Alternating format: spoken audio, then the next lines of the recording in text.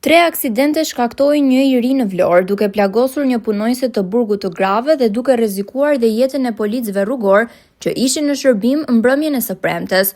Fillimisht në vendin e quajtur Rrethi Çoles, një automjet Mercedes-Benz me drejtues shtetasin Kelian Llakaj ka përplasur automjetin e markës Toyota me drejtues shtetasin Redion Skëndo. Më pas, drejtuesi i automjetit Mercedes-Benz është larguar nga vendngjarja dhe ka goditur në rrugën Gjergj Kastrioti në afërsi të vendit të quajtur Vola, një automjet të markës Ford që drejtohej nga shtetësja Adelina Kasaj. Punojse e burgut në Vlorë, e cila ka marrë disa plagë, por është jashtë rrezikut për jetën. Drejtuesi i mjetit Mercedes-Benz është larguar sërish nga vendngjarja, ku ka kaluar në drejtim të Zvërnecit, por pas 30 minutash ndjekje nga shërbimet e komisariatit dhe të drejtorisë, ky shtetas ka aksidentuar motomjetin e shqiponjave, si dhe automjetin e shqiponjave, duke vënë në rrezik serioz jetën e tyre. Pas kësaj është bërë mundur prangosja e tij dhe nga kryerja e testit të alkoolit rezultoi në gjendje të dehur.